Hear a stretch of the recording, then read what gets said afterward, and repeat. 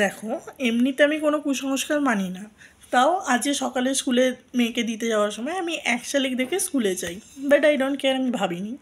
দেন ওখানে গিয়ে অন্য পেরেন্টসদের সাথে কথা হচ্ছিলো, কথায় কথায় সামহাও একজন গার্জেন আর কি দাঁতের ডাক্তারের ভালো জায়গা খুঁজছিল। তো আমি হুট করে তাকে বলে ফেলি যে আমাদের ঘরের কাছাকাছি শুনেছি যে একটা দাতব্য চিকিৎসালয় আছে, তো ইউ ক্যান কাম। দেন ও বলে আমি কেন যাবো দাতব্য চিকিৎসালয়ে। অ্যান্ড আমি আরও ভালোভাবে ওকে ইনসিস্ট করি যে না, কেন আসবে না, দাতব্য চিকিৎসালয়ে তোমার দরকার প্রয়োজন আসবে না কেন, একবার ঘুরে দেখে যেতেই পারো। বিকজ আমি জানতাম না দাতব্য চিকিৎসালয় মানেটা কী, আর যেটা জানতাম সেটা তো মানে থাক। দেন সি ওয়াজ লাইক তুমি আদৌ জানো দাতব্য চিকিৎসালয় মানেটা কী?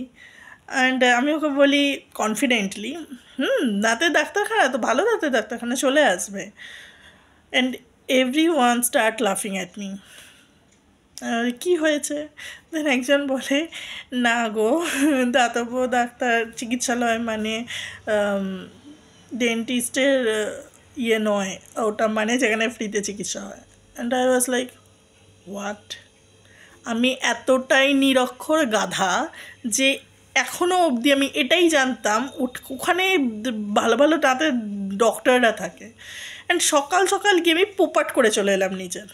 নাও টেল মি, এক শালিকে কাজ হয় না, আমি জল জ্যান্ত প্রমাণ।